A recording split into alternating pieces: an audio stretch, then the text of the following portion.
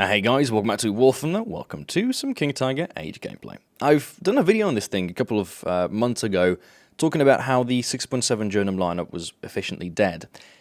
And then a micro patch happened, and it gave a bunch of German tanks these smoke launchers, meaning I had to go back and respate them, which was a bit of an annoying process, but it's only annoying because not all tanks are missing. It's only a handful of them, so I thought no point taking the King Tiger into a 6.7 lineup because the only thing there to spade is the King Tiger. So I thought if I up tier it to 7.0, put it into my 7.0 lineup, I'm going to have efficiently the Panther 2 and the Tiger H, which means I've got a tank that's very maneuverable and a tank that's got very good armor.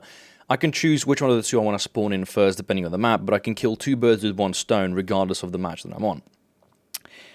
The funny part is that as I did this, I realized a couple of things about the matchmaker. Now, this has been covered by a few people on YouTube, but I want to make it very clear. The issue with German 6.7 is that there is no Russian 6.7. The only two Russian tanks at 6.7 are the Type 62, which is a gift vehicle, and the T-34-100, which is a premium, and I think most people that play it usually play it in a different BR altogether. Because there's no 6.7, if you're playing German 6.7, you're going to either get up tiered or you're going to get down tiered. The problem with down tiers is a 6.7 down tier in a full German would usually happen to a Tiger H1. A full down tier with the Russians wouldn't happen at 6.7 because there ain't really any tanks there either. One of the battle ratings, though, that does have a lot of vehicles is 6.0. Expect the German tech tree has a lot of them, from the Stuart Email to the three Panthers, the A, G, and F. There's a lot of vehicles there, in this little niche matchmaking range of 5.7, 6.0, and 6.3, which then makes the jump of 0.4 to 6.7. I thought, if I put this thing into a 7.0 lineup, the worst thing that can happen is I get up-tiered fully to 8.0. But that doesn't happen. You see, a full up-tier to 8.0 doesn't occur with the Germans unless the matchmaker is empty, because there's plenty of players using Leopards, using the Mouse, using Raketniek-Panzers. It means that only in the case where Russian 8.0 players, and let me mind this you, Russian 8.0, not Russian 8.3, meaning if you have the T-55A or the the IT-1, you're not going to get up to it. So it's a bit of a math thing here to understand the way Matchmaker works, but efficiently, I have reasons to believe that putting the 6.7 King Tiger to a 7.0 lineup may just increase its overall performance and the ease of play. But you can't do it unless you have 7.0 vehicles. And this is one of the banes of War Thunder. Combining together the fact that the grind is extremely slow and the fact that without lineups you can't play it, which means if you just unlocked the Tiger H1, this is your first 6.7 tank in the German lineup, my best suggestion for you, and as weird as this might sound, is don't play it. For what I'm doing in the background, to do this yourself, you will need at least the Panther 2 and the Kugelblitz, but also, preferably, the first Arado, if not also the second Arado, and then optional vehicles would be the upped King Tiger, so the 105, and the Yak Tiger if you want to have a very effective tank destroyer on the battlefield as well. Another optional vehicle would probably be the Horton. You can throw in the Narwhal, the Me-262A1 if you want to have a bit of an aircraft protection, and well, if you are still in the early game, I think the Tal-152C3 or at least some kind of a Focke-Wulf with a good bomb load, I suggest the F8 would be a good option for the lineup. The primary thing that we're doing by up-tiering the King Tiger is we're challenging ourselves. This is an important thing, you have to understand this. This is not a thing to do with a stock tank. This is not a thing to do without having some experience in the King Tiger, but it is fun for, I think, a veteran. For me, the idea behind the King Tiger is to take a vehicle that has good armor, that has very good maneuverability, the turret rotation. The tank overall is very average for what efficiently is a heavy tank. It has a lot of known weak spots, and you can use those weak spots. This is the thing. Reverse psychology is one thing that might save you a lot in War Thunder. For me, what I'm doing is I'm using the enemy's confidence in knowing what the King Tiger looks like, where the weak spots are, how it performs. The most common weak spot for the King Tiger is the, well, from where you're looking right now, the left part of the turret ring. For where the enemy's looking at is the right part of the turret ring. That's where your gunner sits, that's where your commander sits. Pretty much any shell that is put into that section of the turret ring will penetrate and it will do damage. this is where the trick comes in. It depends on what type of ammunition the enemy is using. Right now, I've just taken out a Stridsvarn 81. It's firing APDS. It completely demobilized my friendly in the Tiger H, but it didn't kill him. It didn't put him out of the match. APDS, whilst having very high penetration values, which is a very good shell, is limited to the fact that when you're shooting at the enemy tank, you have to focus either on the ammo rack or the gunner. If you shoot the ammo rack, you have a chance of blowing it up, effectively killing the enemy. Or it could go black and you still get shot.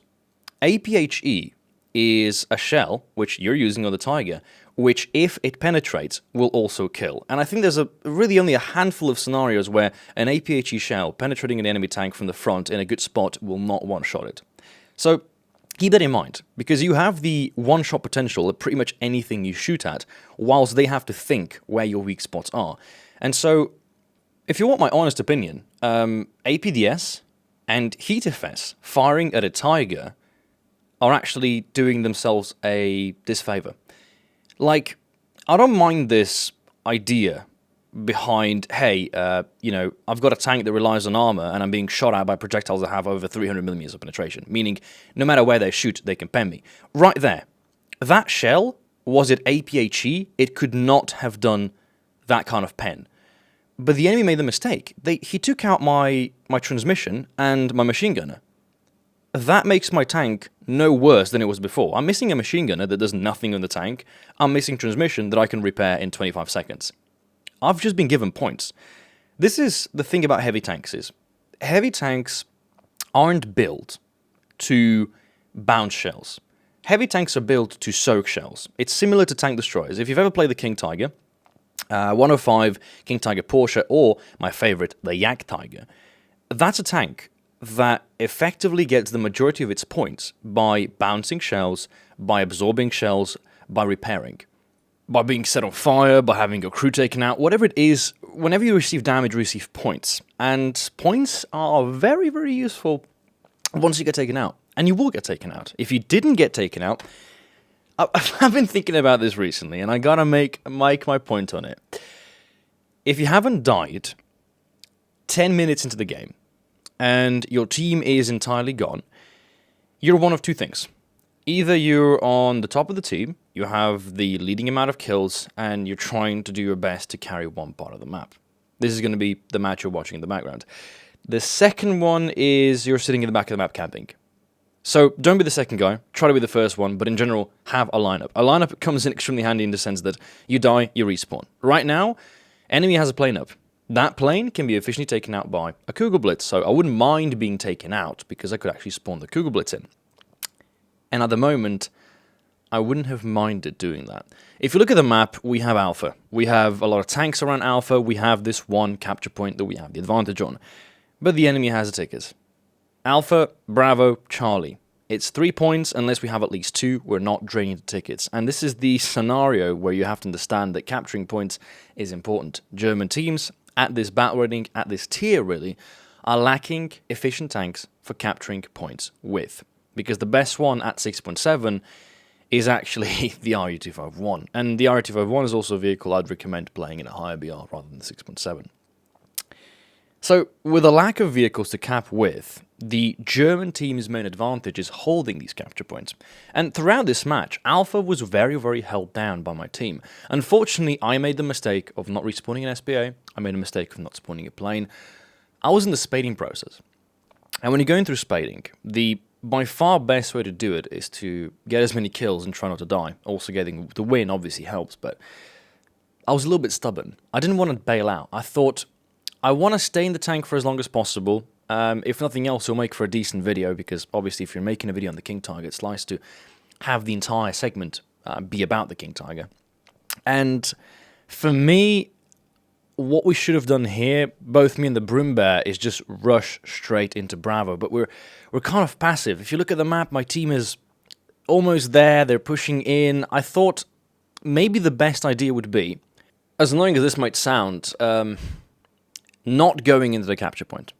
I figured if I stay between the two spawn points of the two capture points we're trying to get, I have a high chance of surviving because of one simple factor. There's a T-44 I'm currently trying to take out. Very simple kill. I'm shooting across map an ideal spot for a King Tiger versus a T-44. There's no way he can kill me. Really, the only idea is to kill him before he kills my teammates. And not to dwell too much on this, because from a long-range distance engagement, a King Tiger versus a T-44 is a very one-sided match. I've got all the advantages. And then I spot the sight of, just at a glance pretty much, I believe a Centurion Mark III. He has one of the basic camouflages. It's very nice to know what kind of camouflage the enemies are using. If you've noticed, the camouflage I'm using here is from Thunder League Season 1 from the team called Poltergeist. And it's actually available in the game, so it's not a custom skin. It's not that only I see it. The enemies will see it as well.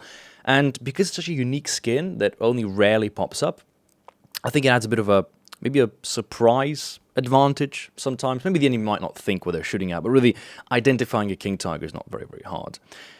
Now, spawn camping, I've talked about it. I've talked about spawn pushing. At the moment, I can guarantee we're being spawn camped, because that's just how the game worked. If you look at the map, you'll see there's nothing in our spawn towards Charlie or our spawn towards Bravo.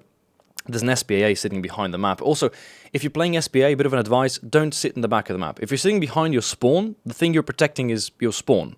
You're not protecting the teammates which are in the capture point, so it would be best advantage to actually push forward. If you're playing an SPA this late in the game, the best thing you can actually do is just rush straight for the capture point, die, and at least hope you get some points for your team. Now, spawn camping works in both ways, meaning if I was to sit in the enemy spawn, what could likely happen is I'll get killed by the enemy T-44 that is respawning in. So instead I'm pushing back into Alpha, trying to chase down the Centurion Mark III before he uncaps us. Because if he uncaps us, this match is completely over. And we still have another problem. There's planes up. Now we do have a BF-19 circling around. There's a Tu-2 and I believe a B-25. Don't get this wrong. Planes are very, very powerful. They'll take out any vehicle if the pilot is precise. But you can't kill what you can't see. And this is the biggest advantage every single tank has over a plane. Well, maybe the Mouse and the T-95 and other very slow tanks don't, but any tank that has a reasonable amount of maneuverability can use its surrounding area as an effective 100% deflection from the bombs. If the enemy is trying to attack me from the other side of this church, for example, and if I simply just hug the walls, that bomb can under no circumstance reach my tank. But currently, bombers will not be our problem, it's the tickets. If you look at the top left corner, or the top of the screen actually, you'll see that we've been reduced to about a third of our tickets. So unless my team immediately goes into one of the two capture points, which only Bravo is viable if you look at where the teammates are, and then manages to hold that for probably a good duration of 5 minutes or so, we can't win this match anymore. So I've taken my decision that the best I can do here is not to try to win the game, because I don't think it's winnable. Best I can do is protect this capture point here, and then just wreak as many kills as I can, try not to be taken out, and get as many points for my spading process. Trying to win right now would mean me leaving the capture point I'm trying to protect, going into Bravo. By the time I've captured Bravo, I would have 100% been taken out, or at least Alpha would have been taken out, meaning I would have done myself not a lot of favors. So this is the late game. This is the late game at which I can't really complain about anything anymore.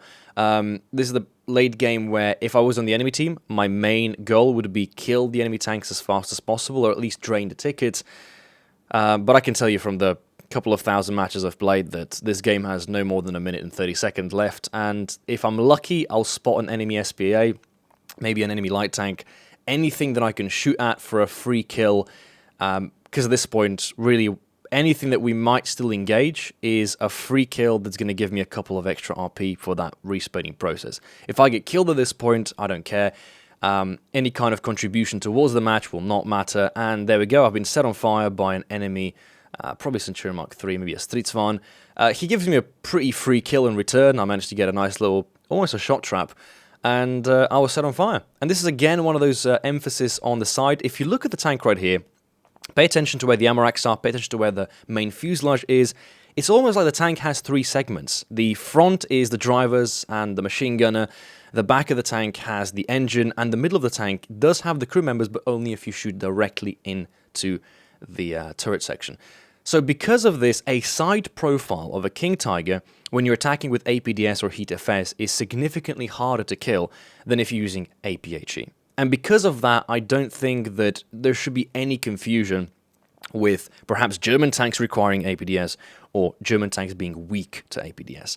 APDS and HEATFS are very specific shells that work great for thick armors where they can just go through and eliminate enemy crew members, but they're also a bane when the enemy is in such a position where you have to be a lot more precise to be able to shoot them. So if somebody's shooting at you with APDS or HEATFS when you're playing a King Tiger, this might sound really weird, potentially stupid, but give it a shot, turn your tank sideways and see them miss, put shots through you, eliminate your crew members one by one, but count the amount of shells it will take them, because you can technically increase survivability by roughly 150%. And one last thing to say, this is directed just directly towards Gaijin and their ground battles reward department. 2.2 thousand RP for an 8-kill match with the King Tiger without dying is ridiculously low. If I got 4k, I would have been somewhat understandable considering that an 8-kill game, giving it an average of 1000 RP per kill would have kind of made sense because we lost, but 2.2k giving it to pretty much a quarter of the RP that I would have gotten for winning is a little bit ridiculous.